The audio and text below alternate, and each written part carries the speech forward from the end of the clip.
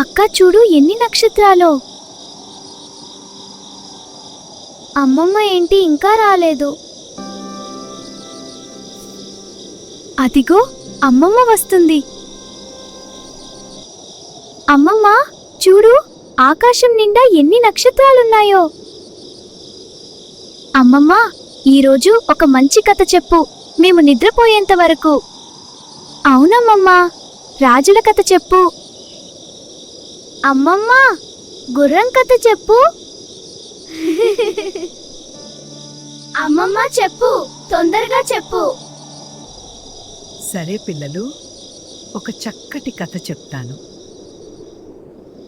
అనగనగా ఒక రాజుగారు తన రాజ్య పర్యటన చేస్తూ ఒక గుర్రాల బజారులోకి వెళ్లారు.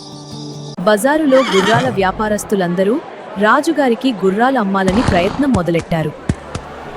రాజుగారు గుర్రాలను చూస్తూ నడుస్తున్నారు. అప్పుడు మొదటి వ్యాపారి, మహారాజా, నా గుర్రం మీరు చెప్పినట్టు చేస్తుంది అని అన్నాడు. మరొక పక్కన ఇంకొక వ్యాపారి వచ్చి, మహారాజా, నా గుర్రం చాలా వేగంగా పరిగెడుతుంది అని అన్నాడు. ఇంకొక వ్యాపారి దూరం నుండే రాజుగారు రావడం అసలు గమనించి, నా గుర్రం ఎగరగలదు మహారాజా అని రాజుగారికి వినపడేలా అరిచాడు. రాజుగారికి చాలా ఆసక్తి కలిగింది. ఇదేనా నీ గుర్రం అని అడుగుతారు. చాలా బాగుంది, ఈ గుర్రం నాకు కావాలి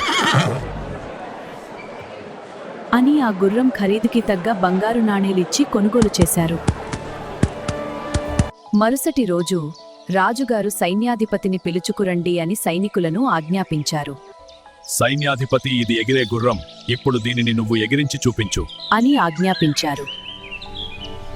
రాజుగారు ఏం చెప్తున్నారో సైన్యాధిపతికి అర్థం కాలేదు. అయినా గుర్రం ఎలా ఎగురుతుంది అని తనలో తానే అనుకున్నాడు. రాజు ఆజ్ఞ అవ్వటంతో చేసేదేమీ లేక తన శక్తి వంచన లేకుండా ప్రయత్నం చేశాడు. అయినా కూడా ఫలితం లేకుండా పోయింది.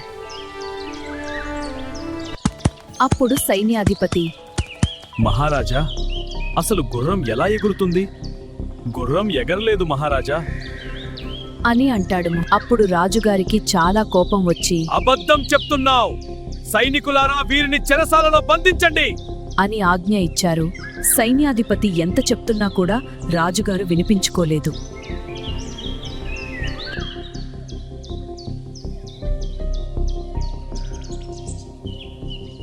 కొంతసేపు అయిన తరువాత రాజుగారు మంత్రిని పిలిచి, మీరేమంటారు దీని గురించి అని అడుగుతారు. అప్పుడు మంత్రి కొంచెం తటపటాయిస్తూ, మహారాజా, ఇది ఖచ్చితంగా సాధ్యం కాదు మహారాజా అని కొంచెం భయంగా చెప్తాడు. మంత్రి అలా అనడంతో రాజుగారికి ఇంకా కోపం వచ్చింది. మంత్రి ఎంత వివరించాలని ప్రయత్నించినా కూడా రాజుగారు వినిపించుకోలేదు. వీరిని కూడా చెరసాలలో బంధించండి అని సైనికులను ఆజ్ఞాపించారు. నా పొరపాటు క్షమించండి మహారాజా. రాజుగారు అక్కడే ఉన్న ఒక సైనికుడిని పిలిచారు. నువ్వు ఎగిరించగలవా ఈ గుర్రాన్ని అని అడుగుతారు. అప్పుడు ఆ సైనికుడు, మహారాజా, అంతటి విద్య నా దగ్గర లేదు, నేను ఈ గుర్రాన్ని ఎగిరించలేను అని అంటాడు. ఇలాంటి మందబుద్ధులు నా ఆస్థానానికి పనికిరారు, ఇతన్ని కూడా చెరసాలలో వెయ్యండి.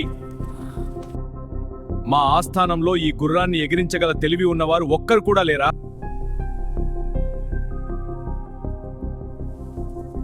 అప్పుడు ఆ ఆస్థాన సభికులలో నుండి ఒకతను ముందుకు వచ్చాడు.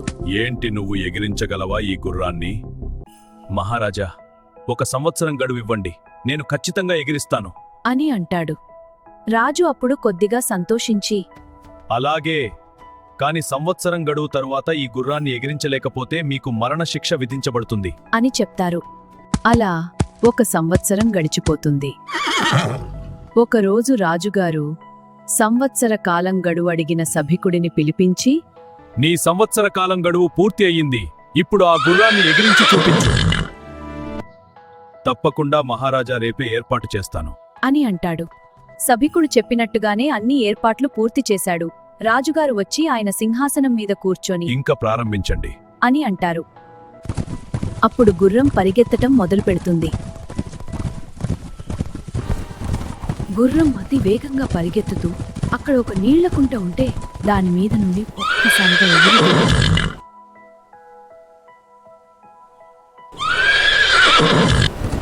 అప్పుడు సభికుడు మహారాజా చూసారా ఎలా ఎగిరిందో అని అంటాడు. రాజుగారికి కూడా గుర్రం ఎగురుతున్నట్లే అనిపిస్తుంది. రాజుగారికి అప్పుడు అర్థమవుతుంది. మాటల అర్థం సరిగ్గా అర్థం చేసుకోకపోతే పరిణామాలు ఇలానే మారిపోతాయి మహారాజా. అని రాజుగారికి వివరిస్తాడు. తొందరపాటుతో చాలా మందిని శిక్షించాను అని రాజు ఎంతో పశ్చాత్తాపడతాడు. చెరసాలలో బంధించిన వారిని వెంటనే విడుదల చేయండి అని సైనికులను ఆజ్ఞాపిస్తారు. మహారాజు సభికుడికి బంగారాన్ని బహుమతిగా ఇచ్చి సత్కరిస్తాడు. కథ కంచికి మనం ఇంటికి. ఇప్పుడు అర్థమైందా పిల్లలు? సందర్భాన్ని బట్టి పదాలు వేరైనా మాటల్ని సరిగ్గా అర్థం చేసుకోవాలి. తొందరపాటు పనికిరాదు. అమ్మమ్మ, కథ చాలా బాగుంది. అవును అమ్మమ్మ, మాటలు జాగ్రత్తగా అర్థం చేసుకుని మాట్లాడాలి అని నేర్చుకున్నాను. సరే, ఇంక పడుకోండి పిల్లలు. ఇప్పటికే చాలా పొద్దుపోయింది.